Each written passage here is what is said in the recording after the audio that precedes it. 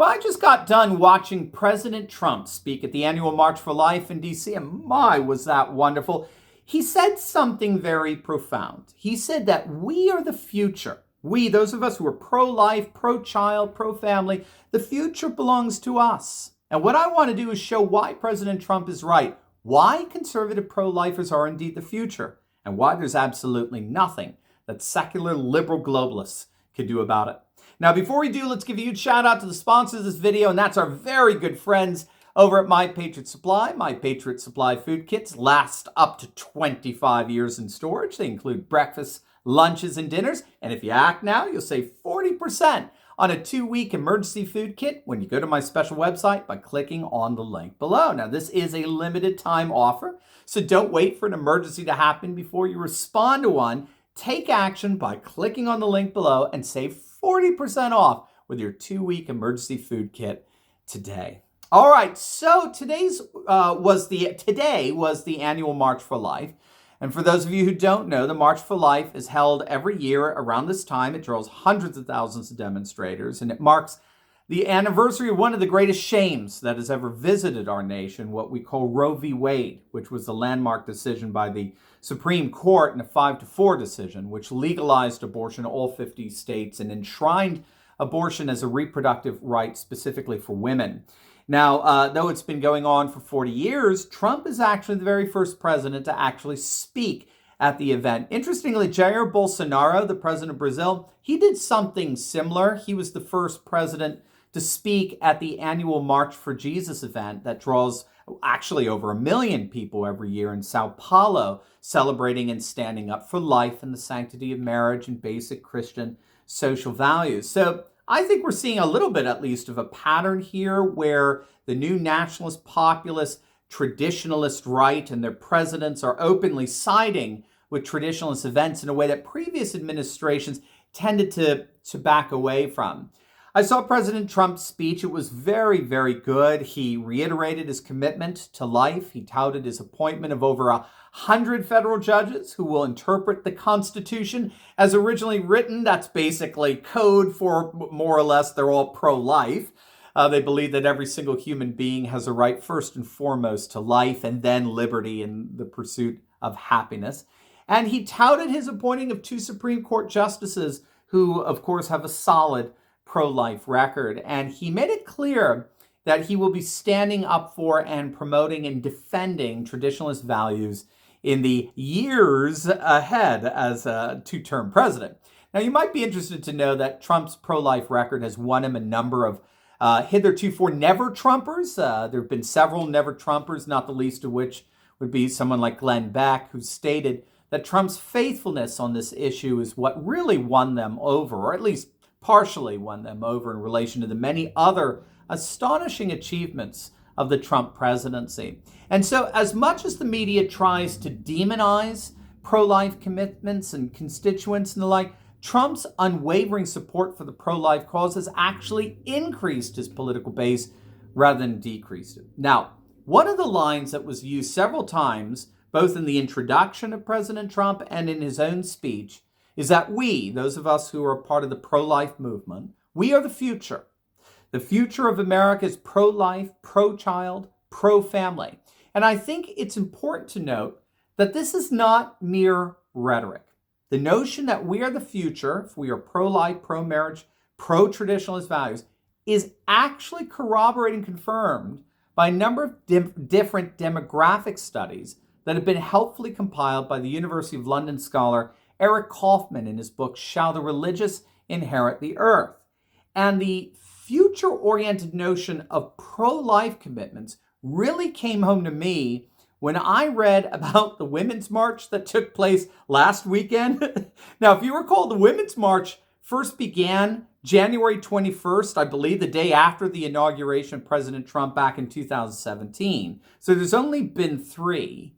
And the first one, the one back in 2017, is the one, that had the infamous pink pussy hats that represented women's vaginas, which of course made men who thought they were women, the transgender men, feel disenfranchised and discriminated against and the like.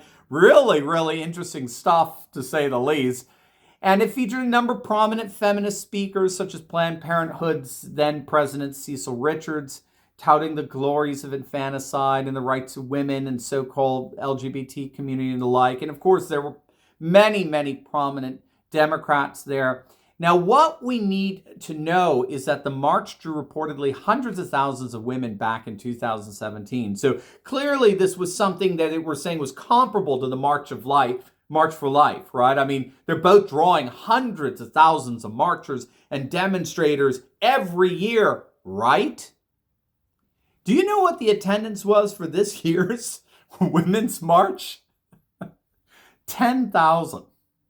It was a total bust. It was a total whimper. Here you have a march, a 40-year annual tradition that's been able to garner hundreds of thousands of marchers every single year who brave the cold to march not for their own rights, not for themselves or their own political identities, but rather in defense of the dignity and the protection of others, of the most vulnerable persons on the planet.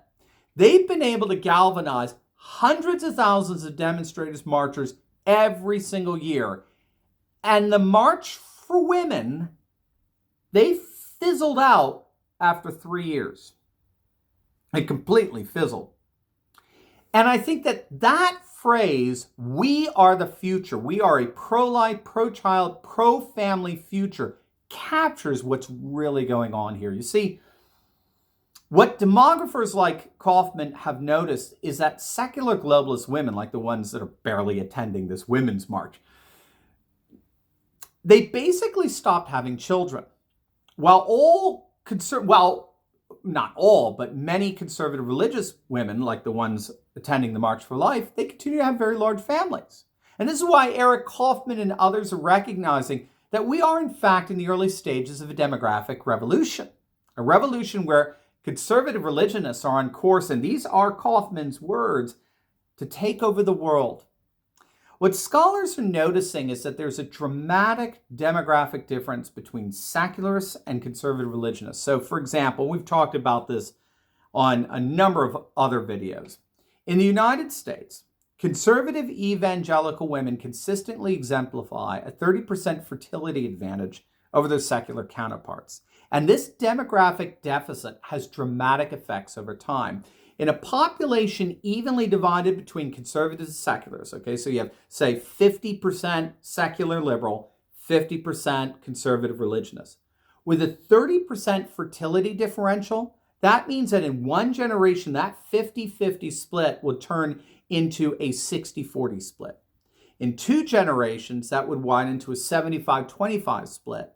And in the course of 200 years, it would be a 99-1 split. And already demographers are estimating there will be over 300 million Mormons in the United States by the end of the century. And by the end of next century, there'll be over 300 million Amish. So America will basically be evangelical, Mormon, and Amish. And I've often quipped, I know there's a joke in there somewhere, but I haven't figured it out. And if you're thinking that the TV show Breaking Amish is the norm for conservative religious families, you're going to have to think again. Breaking Amish depicts rogue teenagers breaking free of their Amish and Mennonite traditions. But scholars such as Rodney Stark at Baylor University have demonstrated we have data that shows that the more religiously conservative the family, the more likely the children will retain that conservatism when they become adults. And the more conservative the family, the more children they tend to be having. So it's a reciprocal relationship. And, you know, we're already seeing the political effects of this, according to the demographer Philip Longman. Trump won in states that have a 12% higher fertility rate than in states that voted for Hillary Clinton. But it's not just the United States. Conservative religionists are flourishing quite literally everywhere. In France, 30% of women are having over 50% of all births. Hungary, Poland, and Russia have implemented pro-family policies that are effectively reversing their respective fertility declines. And the Orthodox Church in Georgia has helped their nation go from one of the lowest fertility rates in Eastern Europe to today having one of the highest. By contrast, secular liberals are consistently exemplifying a low fertility rate of around 1.5 children per couple, which is significantly below the replacement level of 2.1. And as a consequence, starting around the year 2030, Kaufman and others are estimating that the secular globalist population will begin a steady decline to little more than 10 to 15% of national populations. This is what's being called secularism's demographic contradiction.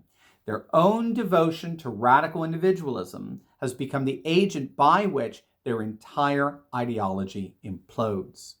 We are the future. We are a pro-life, pro-family, pro-child future. And there's absolutely nothing a fizzling secular liberal world can do about it. Now, before you go, I just posted a great video on George Soros warning all globalists that the 2020 election will determine the fate of the world. You're going to absolutely love it. So click on the link and I'll see you over there. God bless.